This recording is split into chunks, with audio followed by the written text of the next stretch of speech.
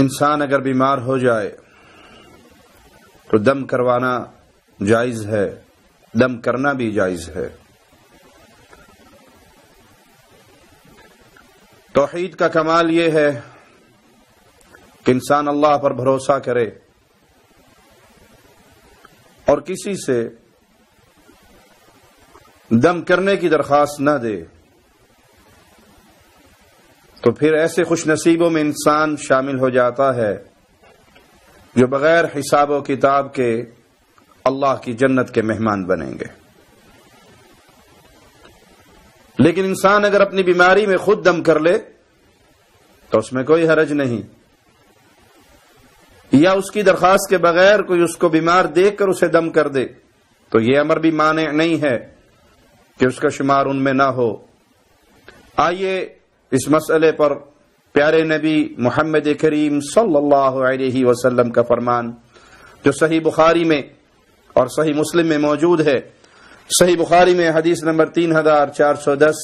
عبداللہ ابن عباس رضی اللہ عنہما بیان فرماتے ہیں کہ رسول اللہ صلی اللہ علیہ وسلم نے فرمایا، عرضت علی الامم، اللہ نے مجھ پہ ساری امتوں کو پیش کیا، فجعل النبی والنبیان یمرون معهم الرہط،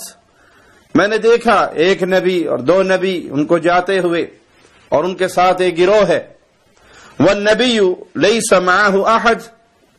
اور بعض ایسے نبیوں کو بھی دیکھا کہ ان کے ساتھ کوئی بھی نہیں ہے۔ انہوں نے ساری عمر اللہ کا پیغام پہنچانے میں صرف کر دی، لیکن کوئی ایک بندہ ان کے پر ایمان نہیں لے کر آیا، کوئی ایک ان کا ساتھی نہیں بنا۔ پیارے نبی صلی اللہ علیہ وسلم نے فرمایا، حتی وقع فی سواد عظیم قلت ما هذا امتی هذه، پھر میں نے لوگوں کا بہت بڑا ہجوم دیکھا تو میں نے کہا یہ کون ہے، کہ یہ میری امت ہے؟ قیل بل هذا موسیٰ وقومہ، جواب ملا کہ نہیں، یہ موسیٰ علیہ السلام اور ان کی قوم ہے۔ مجھے کہا گیا افق کی طرف دیکھو تو میں نے ادھر دیکھا، فَإِذَا سَوَادٌ يَمْلَأُ الْأُفُقَ، تو وہ لوگوں کے مجمع سے ہجوم سے بھرا ہوا۔ مجھے کہا گیا دائیں بائیں دیکھو تو میں نے لوگوں کا بہت بڑا ہجوم دیکھا، تو مجھے جواب ملا کہ یہ آپ کی امت ہے، هَذِهِ أُمَّتُكَ، یہ آپ کی امت ہے۔ وَيَدْخُلُ الْجَنَّةَ مِنْ هَؤُلَاءِ 70,000 بِغَيْرِ حِسَاب، اور لوگوں کے اس جمع غفیر میں ایسے خوش نصیب بھی ہیں 70,000 کے قریب، 70,000 ان کی تعداد، اور وہ ایسے خوش نصیب ہوں گے جو بغیر حساب و کتاب کے اللہ کی جنت میں جائیں گے۔ اے اللہ تجھے تیرے پیارے چہرے کا واسطہ ہے مولا، اے اللہ ہمیں ان پیاروں میں، ان خوش نصیبوں میں اپنی رحمت سے، اپنے فضل سے، اپنے کرم سے شامل فرما دے۔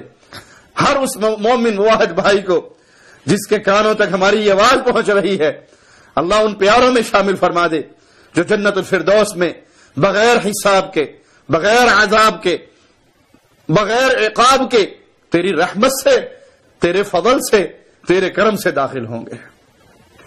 یہ بات فرما کر رسول اللہ صلی اللہ علیہ وسلم اپنے حجرے میں تشریف لے گئے۔ صحابہ آپس میں گفتگو کرنے لگے کہ شاید یہ ہم ہیں جو پیارے نبی صلی اللہ علیہ وسلم کے صحابہ ہیں، آپ کے ساتھی ہیں۔ کچھ نے کہا نہیں، یہ وہ ہوں گے جو پیدا ہی اسلام میں ہوئے، ہم تو جاہلیت میں پیدا ہوئے پھر مسلمان ہوئے، شاید یہ وہ ہوں گے جن کی پیدائش ہی اسلام پہ ہوئی اور اسلام پہ ہی پروان چڑھے اور اسلام پہ ہی فوت ہو گئے۔ یہ باتیں رسول کریم صلی اللہ علیہ وسلم کو پہنچی، آپ باہر تشریف لائے اور آپ نے ان خوش نصیبوں کا پھر ذکر فرمایا کہ وہ کون لوگ ہیں جن کو اللہ یہ عزت دے گا، یہ مقام دے گا۔ ہم الذین لا یسترقون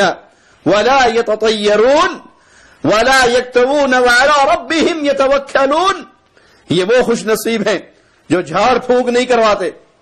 جو فال نہیں دیکھتے، یعنی بدشگونی نہیں لیتے۔ بدشگونی جس کا آج یہ حال ہے کہ کسی کے سامنے سے کالی بلی راستہ کاٹ جائے، وہ پریشان ہو کے سفر کینسل کر کے گھر آ جاتا ہے۔ کسی کے منڈیر پہ صبح صبح کوا بولنے لگ جائے، کسی کے گھر میں رات کو الو بولنے لگ جائے۔ مختلف لوگوں نے بدشگونی کا ایک دروازہ کھولا ہوا ہے۔ کبھی کسی سے ڈرتے ہیں، کبھی کسی سے ڈرتے ہیں، کبھی کسی سے ڈرتے ہیں، لیکن یہ وہ خوش نصیب ہیں جو بدشگونی نہیں لیتے اور داغ کر علاج نہیں کرتے،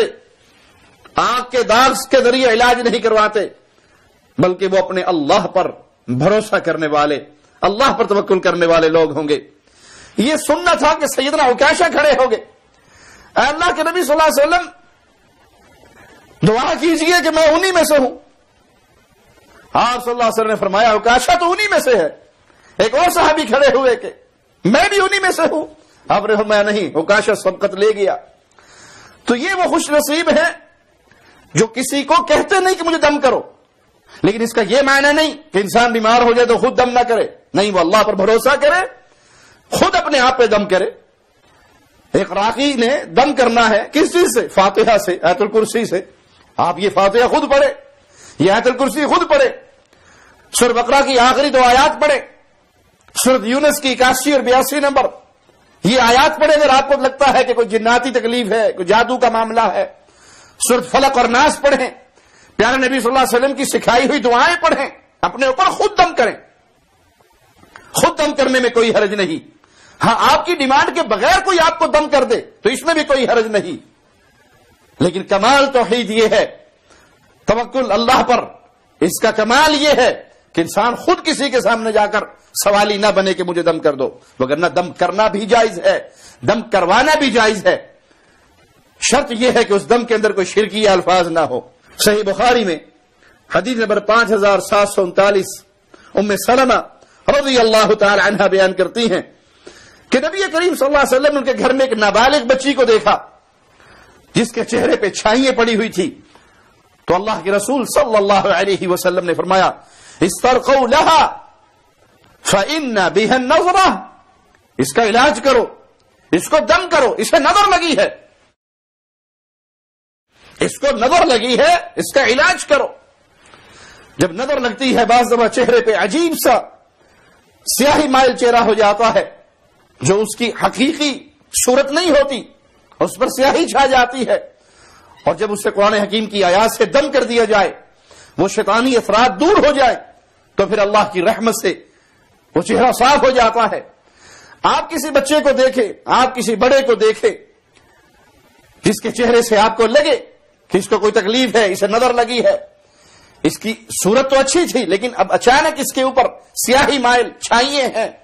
یا اس کی آنکھوں کا رنگ تبدیل ہو گیا ہے، یا یہ بے تحاشا رو رہا ہے،